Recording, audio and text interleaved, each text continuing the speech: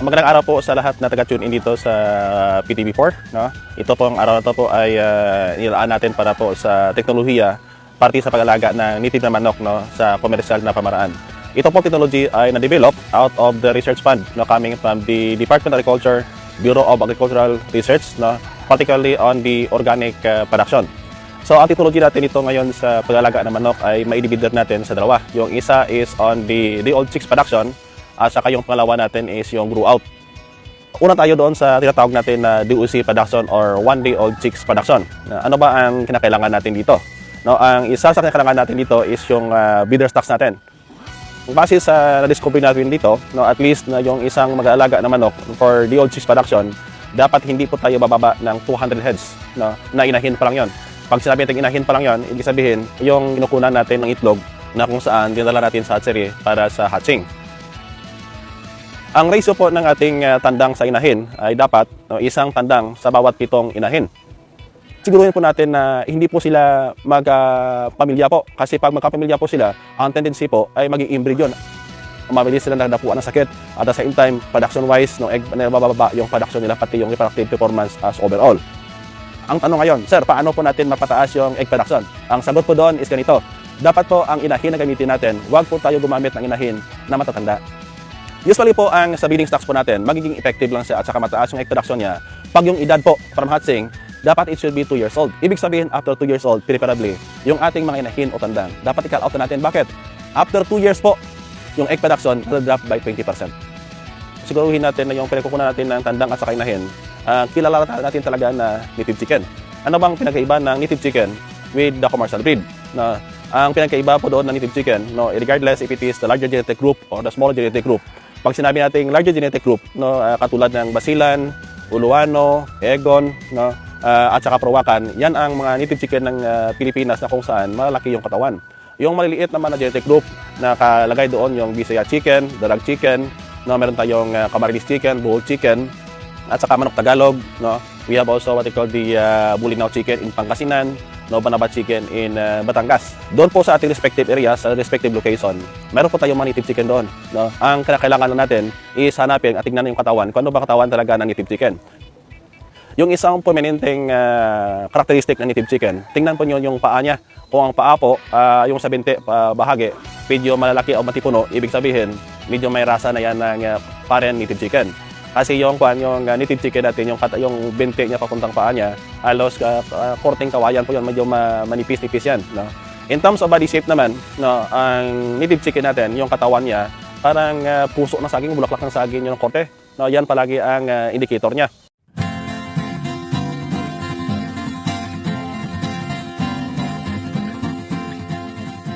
Isa po sa kailangan natin po is yung bahay ng manok. Pwede magagamit ito yung dahon ng nipa, o dahon ng nyog na pangbubong, o di kaya gumamit tayo po ng kawayan na para pang framing.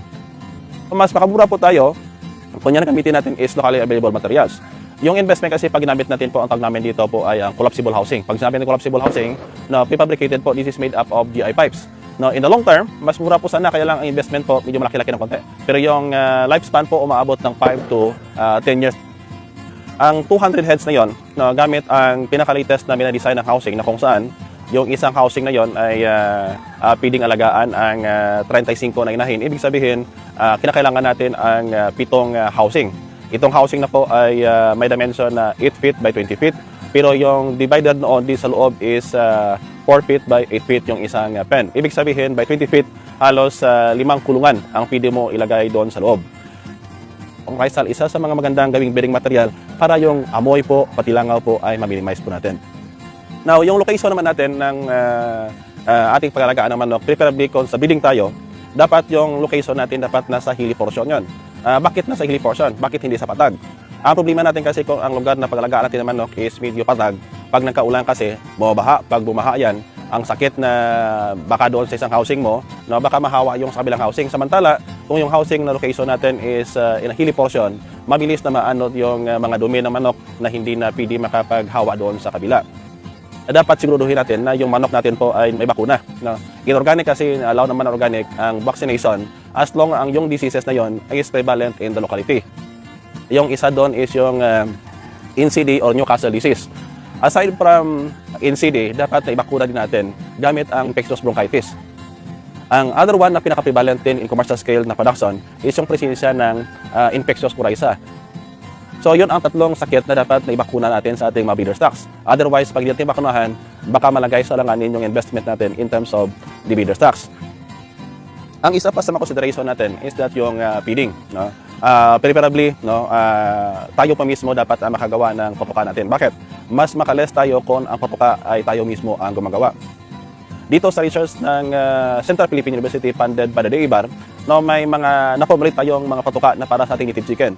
Now, on the process, no, ilan bang gramo ang dapat ipatuka natin sa ating manok, no, araw-araw? Ang prescribed level natin, no, especially the technology that we develop at CPU, dapat yung ating patuka allowance, it should be 80 grams to 100 grams per day. Iyan kung ang ipatuka natin, lahat-lahat po ay supplemental feeds. Paano po tayo makapag-save ng konti? Ang gawin po natin, no, sa araw-araw, no, kung pili tayo makukuha tayo ng mga yung malalambot na mga grasses o kaya kangkong o trochanthera, dapat yung mix na natin po is 1/4. 1/4 po is yung finely chopped na green feeds at saka yung 3/4 po ay yung ating supplemental feeds. Ang ginagawa po nito is that na nagtutulong pa ito na magparami ng itlog. At the same time, yung beta-carotene ng green nanggaling doon sa mga berdeng dahon, nagpapataas pa po ng resistant na manok natin sa sakit. Dapat incorporate natin yung damo mismo doon sa patuka ng manok. Ang isa po ay yung trunk ng saging. No, for example, no, pag nagkuha ka ng bunga ng saging, naiwan yung trunk niya, pwede po natin na i-cut-cut yon by about 1/4 yung haba. Tapos, hatiin natin. Tapos yung hati niyan, ilagay natin sa kulungan ng ating manok.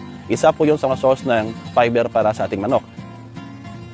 Yung feeding po ng manok natin, gawin natin po 2 beses sa isang araw. Yung unang araw, dapat yung feeding natin, it should be done between 7 to 8 AM. No? Tapos yung pangalawa po, dapat between 3 to 4 PM. Bakit po sa kanang oras? No, wag po nating bigyan ng patuka ang manok natin sa hapon. Anuhin pa ng manok natin yung patuka sa hapon kung matutulog na yan. No? Sa tanghali naman po, wag nating bigyan sa tanghali kasi pag mainit kasi yung manok natin, walang gana po magkumain. In terms po ng tubig, mas mabuti kung bigyan natin ng tubig ang manok natin na araw-araw. Iba sa umaga, iba sa hapon. Otherwise, pag yung tubig po nag-iinit, no, ang magiging problema niyan is that na yung productivity ng itlog bababa. Pag yung size ng itlog, aside from the regular size niya, lumiliit, ibig sabihin kulang sa tubig. So, kung maginaw na tubig, mas maganda para sa kalusugan ng ating manok. At huwag nating hayaan na yung inuman ng manok, halos dapat araw-araw, dapat linisin natin. Katulad din ng patuka. Dapat yung patuka natin, huwag nating sobrahan ng dami ng patuka. Ang ating gawin po, dapat yung patuka natin dahan-dahanin. Kung medyo kulang po, dagdagan natin ng konti, pero huwag natin pasobrahan. Otherwise, no, masasayang lang yung patuka.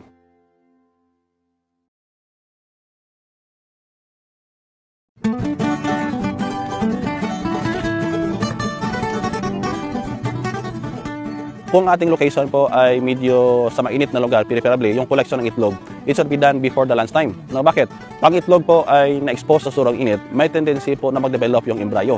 Para develop yung embryo po, isa sa mga reason why na kung saan ang hatchability natin will be affected. At saka sa hapon, dapat ang itlog na kolekta natin, dapat ilagay natin sa lugar na kung saan medyo open po, na open, pero hindi naman po masyado mataas yung humidity to the point na baka masira o mabulok yung itlog. So dapat yung aming recommendation namin dito for the hatchery operation, dapat na ilagay o istore sa muna sa loob ng 5 araw bago dalhin doon sa area na kung saan no, dapat na i-hatch siya. Pero during the storage, dapat ang tingnan po natin, merong posisyon ng itlog. Dapat yung paposisyon ng itlog, preferably large and up. Ibig sabihin, yung pinakamalaking dulo niya, yun ang dapat sa taas, hindi yung maliliit na dulo o matutulis na dulo. Bakit? Yung airspace kasi nandoon. Pag base sa pag-aaral na ginawa, nagpapakita pala na yung pag-itlog in-store mo with the small and up, hatchability-wise, apektado. Tapos kung mag-commute tayo o matravel tayo, pang itlog po ay yung small and up, mabilis mabasag yan, dapat large and up para protected yung itlog. Kung yung ating farm po ay medyo may kalayuan no, sa ating hatchery, dapat huwag nating i-load agad yung itlog pagdating. No, ibig sabihin na pagdating niya, preferably store muna at room temperature. No, let the egg settle first yung kanyang yung egg yolk niya. Yung ating incubator may 2 klase. May tinatawag tayo na seater at saka may tinatawag tayong hatcher. Ang itlog na nangmula doon sa farm natin, ilagay doon sa seater.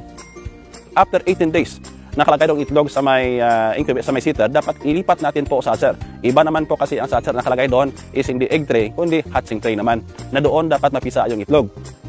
Yung seater talaga is intended for egg. it will be stored, it will be incubated in that area for almost 18 days. No? Ang gawin po natin in terms of candling, dalawang beses. Yung isa po is between 7 to 10 days. Pag sinabi natin candling, i-check natin yung itlog, whether it is fertile or not. No? Pag fertile kasi, makikita nyo sa loob ng itlog, medyo may gumagalaw doon na embryo. Samantala, pag infertile yan, walang embryo na sa loob, walang spot ng blood na gumagalaw sa loob. No? So, gamit lang po ang flashlight. No? Pili po natin magamit yan. Ang first candling po is between 7 to 10 days. Ibig sabihin, during that time, ma-determine natin. Pag maraming infertile itlog during the first 7 days or 10 days, ibig sabihin, ang problema is nandoon sa farm. It can be possibly yung tandang mo, baka sobrang tanda ng tandang na hindi na kaya i-mate yung mga inahin, o di kaya ang problema natin pa is yung management ng tao mo doon, baka kulang tubig, kulang yung patuka, o di kaya baka problema mo doon is yung kakulangan naman sa green feeds. Ang isa pa dapat na i-consider natin na halos yung inahin natin at sa katandang, preferably of the same age. Huwag natin ilagay yung sobrang bata na tandang kasi pag sobrang bata, baka matakot yan sa inahin. Now, sa second candling, before i-load yung itlog doon sa hatcher, dapat yung itlog dapat i-candling natin for the second time. Anong purpose ng candling for the second time? Para ma-determine natin, indeed, kung mayroong mga itlog na infertile, na kung saan ang embryo namatay. Pag namatay yung embryo on the second candling, ibig sabihin, ang problema naman is in terms of management and in terms of nutrition. Pati yung incubator, baka may problema yung sitter nyo. Pag highly commercialized yung incubator, ang problema doon is yung cold spot at saka hot spot. May mga bahagi o parte ng incubator na sobrang init. So, dapat ma-determine natin yan. Mayroong namang bahagi na cold spot, sobrang ginaw naman. Ano ba ang appropriate temperature na dapat doon sa ating sitter? Dapat yung temperature doon, that is between 37.4 hanggang doon sa 37.8. Pag sinabi natin cold spot, ibig sabihin, yung temperature is below 37, that is cold spot. Pag sinabi natin hot spot, yung temperature is beyond 38 degrees centigrade. Bumili po tayo ng incubator sa reliable sources na kung saan po na-compute po nila anong kadapat-dapat doon. Especially if we'll be incubating larger number of egg. We are suggesting na kung saan, wag po tayo bumili ng incubator na kung saan yung sitter at saka hatcher, isang unit lang. Bakit? Iba kasi requirement in terms of humidity and temperature. Yung hatcher, yung temperature na again that is about 37.5, pumapalo 37.4 to 37.5 hanggang 37.7. Pero yung humidity naman dapat pumapalo doon between 69 to 72%. Ang sa sitter kasi, ang kinakailangan doon na humidity is between 59 to 62 degrees percent humidity.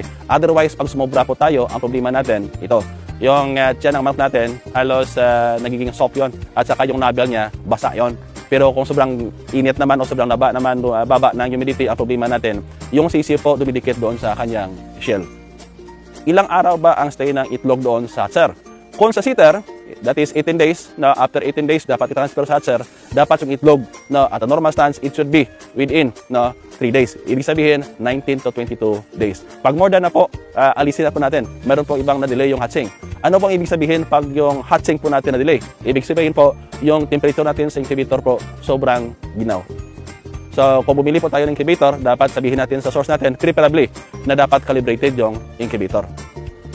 Now, after napaproduce po tayo, pagpisa po, paglabas ng itlog po, doon po tayo na pwede natin ibenta. So if we're going to base on the standard rate that we have in CPO, yung 200 heads mo pa lang na inahin mo, ang ating production po ng CCO, if every 5 days is 84, times po natin ng by 6. So himigit ko mo lang, aabot yun na about 506 po per month. Ibenta mo lang kahit na lang matag 50 pesos, magkano po? Aabot po yan ng 25,000 per month. So that is in terms of the technology natin po sa hatchery operation. Ako po ay naniniwala po na mayroong pera sa kabukiran o dito sa pag-alaga ng manok. Ang kinakailangan na po natin, dapat keep on raising native chicken in commercial scale, follow the technology, and do not raise the chicken in a backyard scale. Except kung ang plano po natin is for household, you can do it in a backyard scale.